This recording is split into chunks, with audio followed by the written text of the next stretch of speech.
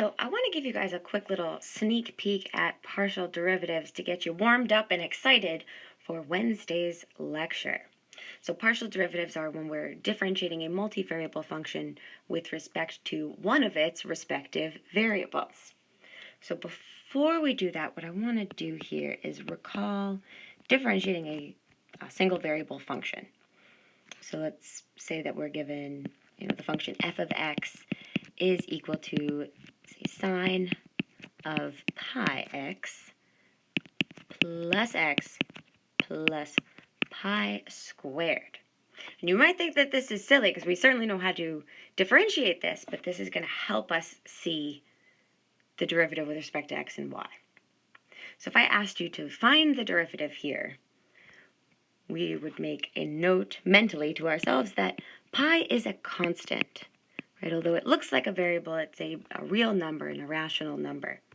So when we differentiate this function, f prime of x, this is going to be equal to pi multiplied by cosine of pi x plus 1, and then pi squared goes to 0. So you could add that plus 0 if you want, but again, we don't really need to write that anymore. So this is our derivative with respect to x. So it might even be helpful to note an alternative way to write this would be the derivative of the function f with respect to x. Actually, we can even add one more notation similar to partial derivatives. This is the derivative of the function f with respect to x. So we do a little subscript x there to indicate what we're differentiating with respect to. So now let's go back to multivariable calculus, and let's consider the following multivariable function. Let's say I give you f of xy is equal to sine of xy plus x plus y squared. So we can't just differentiate the same way that we did in Calc 1 and Calc 2 up here. We have to differentiate with respect to each of the variables. So the first thing I could ask you would be to differentiate with respect to x.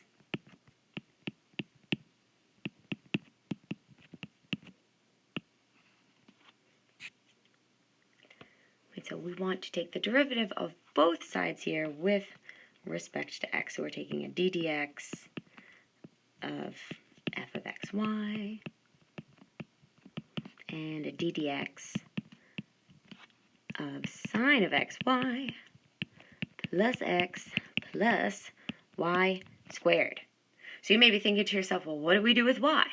Well, similar to what we did with the limits, when we're differentiating a multivariable with respect to one of the variables, we hold the other variables constant or hold them fixed. So we're going to hold y fixed. So in other words, treat y like a constant.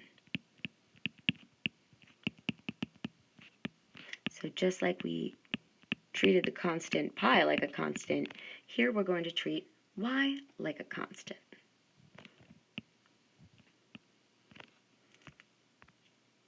So the partial derivative of this function with respect to x is going to be y times cosine of xy plus 1, and then y squared, because it's a constant here, goes to 0.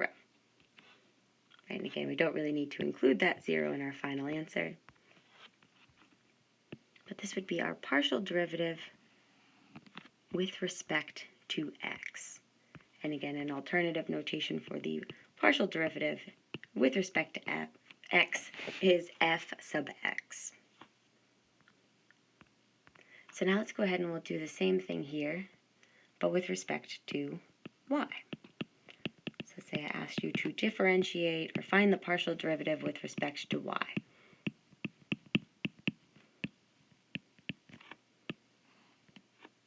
And again, just like we did in the case above, we're going to hold x fixed. In other words, we are going to treat x like a constant.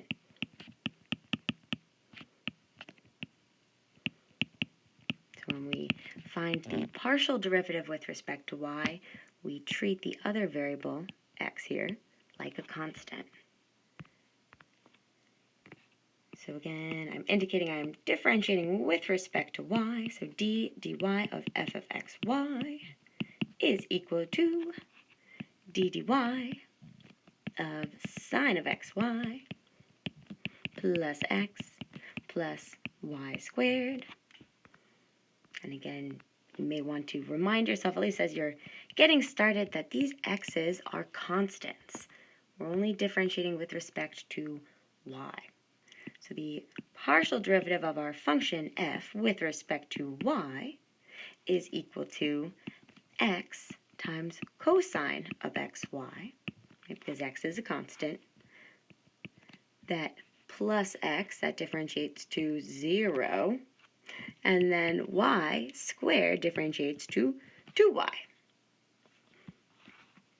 Right, so we can say that the partial derivative with respect to y is x multiplied by cosine of xy plus 2y.